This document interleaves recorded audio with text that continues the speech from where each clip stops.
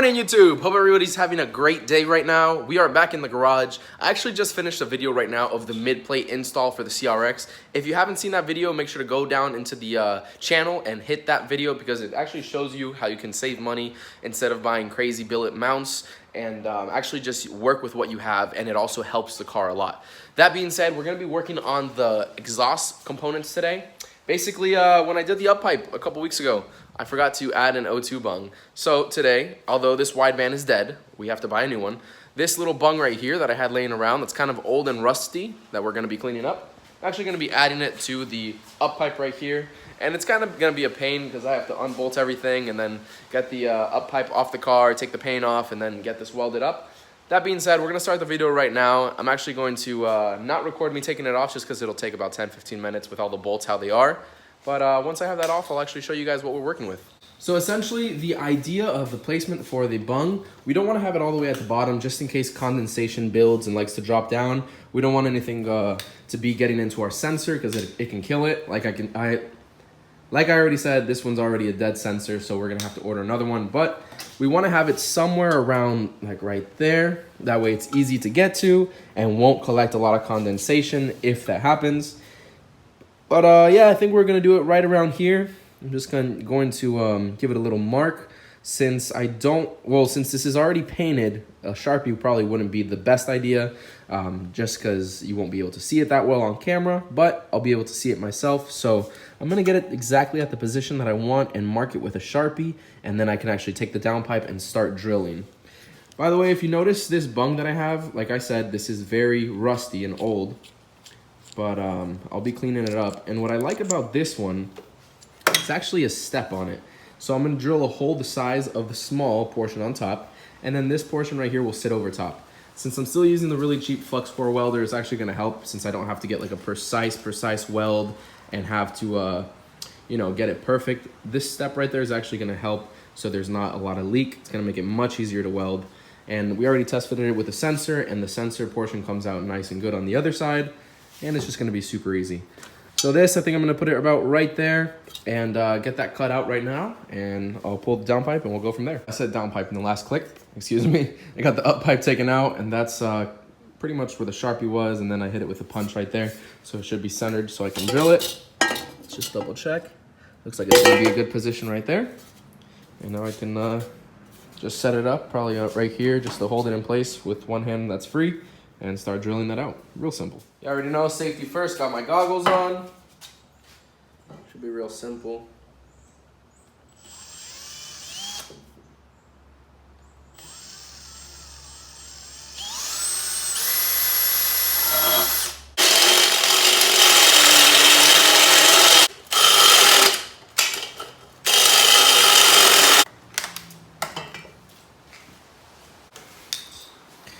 Here's where we're at so far. Almost there. It's getting pretty close, but I put the drill to charge right now so it can finish through the last one nice and easy. While the battery is in the back getting charged up, I went ahead and used the flap disc to get some good contact right here. Took off the old paint. Also grinded a little bit here, and I think I'll take a little bit more off so I can ground it nice with the welder itself, And this is almost ready to get welded up. I'm looking at it right now. I have my clothes for work actually drying, and it uses the same outlet as my welder, well, the same breaker, so I can't weld if that's happening, and right after that I need to head to work. So I'll probably end up finishing drilling this hole out right now, and then actually get the welding done tonight and finish the video then. All right, so skip forward to later tonight. I just got off work right now, and I'm about to get this welded up. I got done drilling out the hole, and it's really tight in there. I just hammered it in, that way it'd have like a nice tight fit, and I wouldn't have to worry about it wobbling around or anything while I actually weld it on. Got everything nice and clean all around, no grease or nothing, so it should be good. It's angled a little bit more on this side to be lower than this side, just so how it sits naturally in the car. Instead of coming straight out like this, it'll be angled a little more this way, just so it kind of goes with the flow of everything, like the flow of the teardrop and whatnot.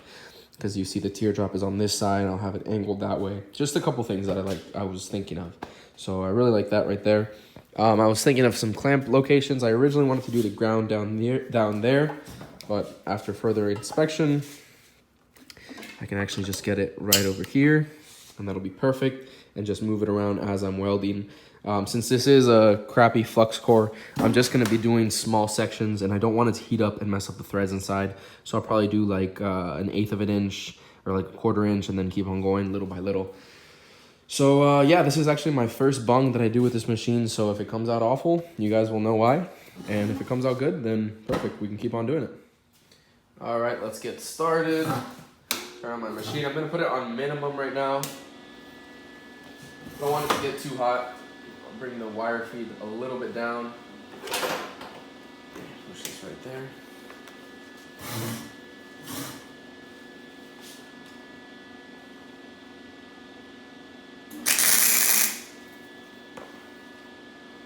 Try to get a hang of it. I'm gonna wear my gloves.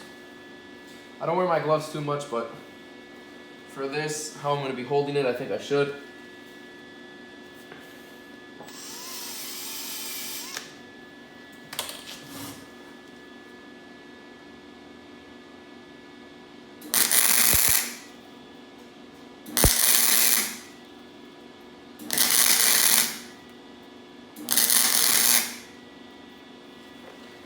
I'm just gonna do it like that, kind of spot weld it all around.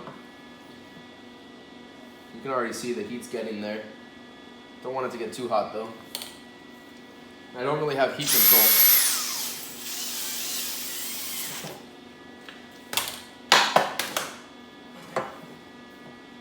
Try to do little by little.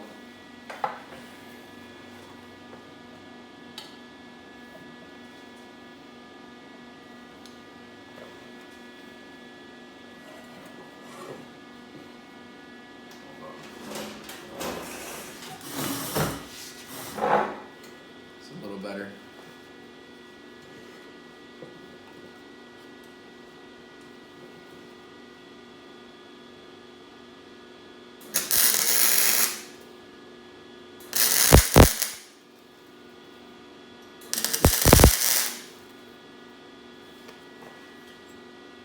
That one was bad.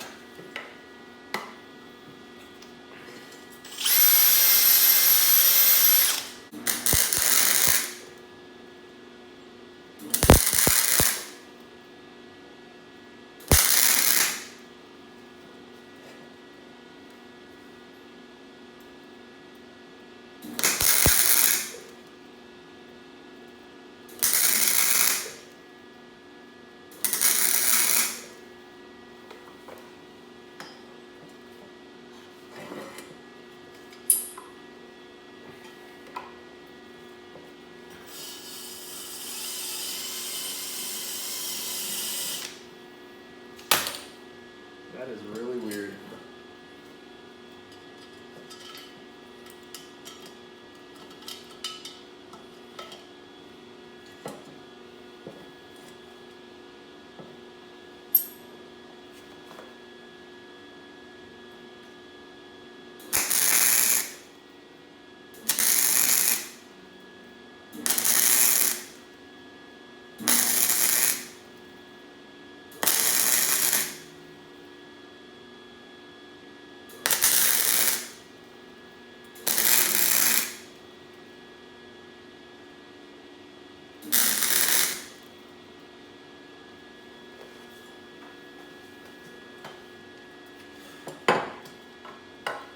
A little better.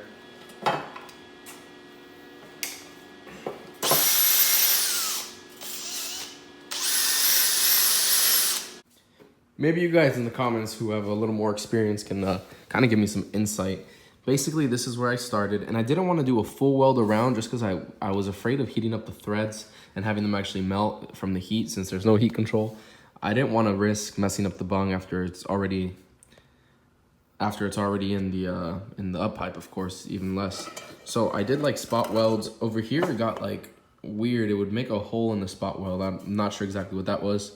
But then as I kept on going, I kind of got a hang of how to do the spot welds and a little bit nicer right there. And then when I made that curve right there, it kind of stopped grounding and it would push it back, and that's why I have a lot of splatter right there. And yeah, there it goes, continues. I can see right here where it only welded the bottom and didn't really grab the top. So I'm gonna see if I can make any light bleed through it or something, and I'll see if I need to add any weld all around. But it's not bad for a cheap up pipe with the bung and the materials. I think I have like, what, 60 bucks into this up pipe, and it has a bung and a teardrop. I'm pretty happy with it regardless. And I really want to put a like the wrap around it as well as the turbo blanket and whatnot. My biggest fear throughout this whole thing was that the bung would lose its threads, and this threads in super easy. There's no warpage for the heat or nothing. So I'm super happy with that. I checked it, there's not really any light that can bleed through, so I think it's good enough to send. It was already super hard when I hammered it in there, so between that and all the spot welds or tack welds, whatever you want to call them, all around, I think she's not going to go anywhere. And since there's no light bleeding, I don't think that there should be any air going in or coming out, messing up the sensor reading or anything. But like I say, I am not anywhere near being a professional. So if you guys have any comments on this, leave them down in the comment section below, and we can all learn together. All right, she's all bolted back on, and before, let me show you guys, I had this 10 millimeter, or let me rephrase that, an M6 bolt with the nut to hold it onto the back, just because I didn't have the right size M8 bolt, and one with a flange won't fit there just because of the angle and whatnot. So I finally found one that works. So if you guys remember on the old video, I didn't have the one I needed right there, but now I do. So that's perfect on there. And yeah, I really need to get a turbo blanket because I hate how that looks.